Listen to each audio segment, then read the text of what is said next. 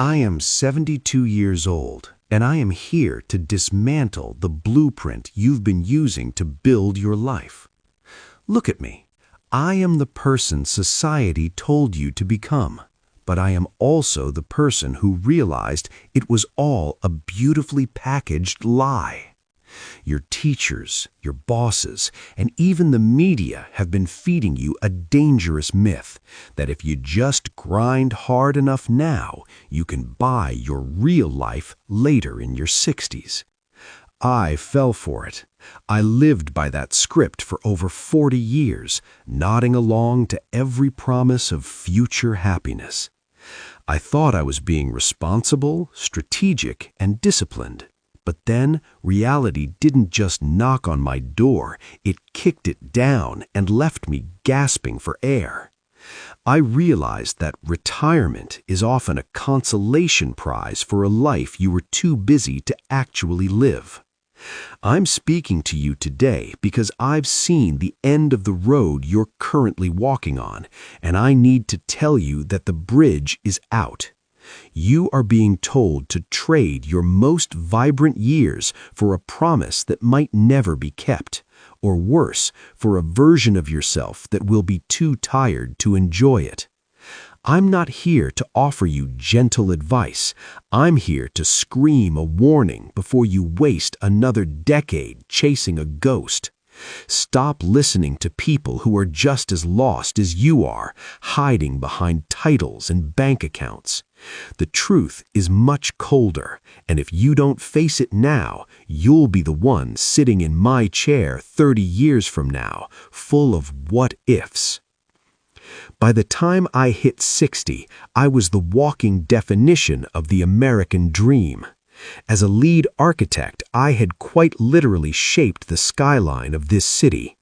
Every time I drove through downtown, I saw my legacy in steel and glass, landmark buildings that bore my signature. I had the silver Porsche in the driveway, the corner office that overlooked the park, and 2 smartphones that never stopped buzzing with urgent demands from people who needed my vision. To the outside world, I had won the game. I felt invincible, wrapped in the respect of my peers and the luxury of my surroundings. But looking back, I wasn't an architect of my own life. I was merely a high-paid set designer for other people's dreams. I was so busy calculating square footage and negotiating contracts that I didn't notice my house felt like a hotel. I knew the exact cost of Italian marble, but I couldn't tell you the names of my daughter's best friends. I was building constantly, yet I was hollow. I was living a performance, maintaining a brand, and checking off milestones that society told me were valuable. My identity was tied to my business card, and I was terrified to slow down because if the noise stopped, I might have to face the silence of a life that had no soul. I thought I was winning, but I was just the most successful prisoner in the office. The epiphany didn't happen on a beach in Bali or during a meditative retreat. It happened on a Tuesday at 11 p.m. in a dimly lit office. I was hunched over a desk, obsessing over a budget report for a shopping mall that no one would remember in 50 years. Suddenly, the air in the room turned into lead. A sharp, jagged pain tore through my chest and radiated into my lungs. A pulmonary embolism.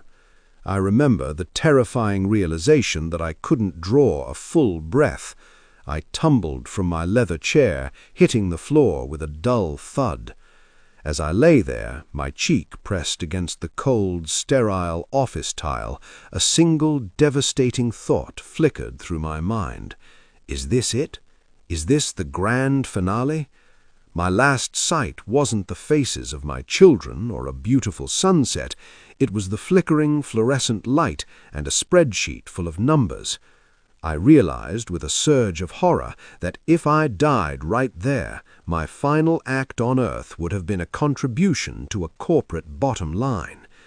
The silence of that office was deafening. I was surrounded by success, awards on the wall, expensive pens, high-end furniture, and none of it could give me a single breath of oxygen. In that moment of absolute vulnerability, the career I had worshipped for decades felt like a cruel joke. I wasn't an iconic architect on that floor. I was just a dying man who had traded his life for a pile of paper. Waking up in the hospital was like being born into a world I didn't recognize. As I lay in that bed tethered to machines and monitors, the silence of the recovery ward allowed me to see the world with brutal clarity. I realized that if I had vanished that night, the city wouldn't have skipped a beat. A new architect would have been hired by Monday morning. My clients would have sent flowers and then asked who was taking over their projects. But my family, my children would have inherited a life insurance payout and a mountain of dusty blueprints, but they wouldn't have had any memories of me actually being there. I had been living on autopilot, a ghost in my own home, convinced that my providing was a substitute for my presence. I had spent my life checking boxes, get the degree, buy the house, make partner. I had achieved the right life by everyone else's standards, but it was a life I hadn't actually participated in. I was a spectator of my own existence. The hospital bed stripped away the ego, the titles and the prestige, leaving only the terrifying truth. I had been a highly functional shadow. I had optimized my productivity while neglecting my humanity. I realized that I didn't need more time to achieve, I needed time to simply be. I had survived the embolism, but the version of me that lived for the office died on that cold tile floor. The most poisonous lie you whisper to yourself is, "I'll do it later." We treat our lives like a bank account where we think the balance of time is infinite. I'll travel when the kids graduate. I'll start that hobby when I have more savings. I'll be happy when I close this deal. But the later you are waiting for is a mirage. The goalposts don't just move, they vanish. As you get more money, you find more ways to spend it. As you get more responsibility, you find more reasons to stay late. The mortgage gets paid off, but then the roof needs fixing, or the business needs a pivot. You are running in a hamster wheel that is being spun by your own fear of missing out on success.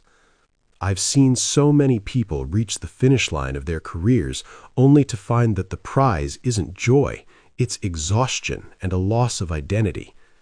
We act as though we are immortal, gambling our one precious life on the hope that we will have enough health and energy left at 70 to do the things we loved at 20. But time is the only currency you can't earn back. Every later you say to a dream is a no to your soul. You are trading the sun of today for the hope of a candle tomorrow. The horizon is always out of reach because you're the one moving it. Stop waiting for the perfect conditions to live. The messiness of right now is the only life you actually have. Over the last 20 years, I have unlearned everything I spent the first 50 years studying. I finally understand a simple, embarrassing truth. Life is not an accumulation of things. It is an accumulation of presence. It's not about the square footage of your home. It's about the quality of the conversations held within its walls. I realized that my most expensive possessions never gave me a fraction of the joy I get from a quiet morning coffee or a deep conversation with my grandson. We spend our lives trying to make something of ourselves, not realizing that we already are something. We are meant to experience, to feel, to connect, and to witness the world. It doesn't matter how much you earned this year if you can't remember the last time you felt the wind on your face without thinking about your to-do list. The big moments we chase, the promotions, the weddings, the purchases, are just the punctuation marks. The real story is the boring time in between. It's the laughter over a burnt dinner, the silence shared with a friend, and the courage to tell someone, "I love you," while they are still here to hear it. I've learned that wealth is measured by the number of people you can be your true self with, not the number of digits in your retirement fund. Presence is the ultimate luxury. It is the only thing we can truly give to those we love, and it is the only thing we will wish we had more of at the end. I'm not suggesting you quit your job tomorrow and move to a cabin. We all have bills and responsibilities. What I am asking is that you stop sacrificing the unbuyable for the buyable. Stop trading your time, which is finite, for money, which is infinite. You can always make another dollar, but you will never make another Tuesday. My instruction to you is simple but difficult. Audit your life today. Look at your calendar and see how much of it belongs to your soul and how much belongs to your obligations. Start reclaiming the small pockets. Call your parents today, not this weekend, not when you're less busy, but today. They are aging at the same rate you are, and the number of times you will see them is a countable, shrinking number. Go for the walk. Write the first page of that book. Take the trip, even if it's just to the next town over. Stop asking for permission from a society that only values you for your output. You have to be the one to set the boundaries. Tell your boss no so you can tell your life yes. The world will not end if you stop working at 5 p.m., but your world will end if you never stop working. You don't need a massive life overhaul. You just need to stop being a guest in your own existence. Start choosing the experience over the achievement. Start choosing the person over the project. I probably have 10 years left, maybe 15 if I'm lucky. But here is the irony. These last 20 years, lived in the shadow of my death sentence, have been 1,000 times richer than the 50 years that came before them. I am 68, and for the first time in my life, I am actually awake. I am no longer waiting for someday because I realized that someday is a trap designed to keep you compliant. I live intentionally now. I savor my food, I listen to my friends, and I prioritize the people who make my heart feel full. I don't want you to have to wait for a heart attack or a 68th birthday to reach this clarity. I want you to feel the urgency now. The clock isn't just ticking for me, it's ticking for you too. Every breath you take is one less you have left. Don't let that terrify you. Let it liberate you. Let it give you the permission to stop caring about the opinions of people who don't matter. Let it give you the courage to be happy today, in the middle of the mess, in the middle of the struggle.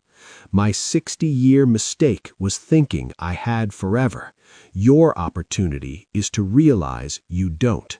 Learn from my scars so you don't have to earn your own. Stop waiting. Live now. Because the most tragic thing in the world isn't death. It's a life that was never truly lived.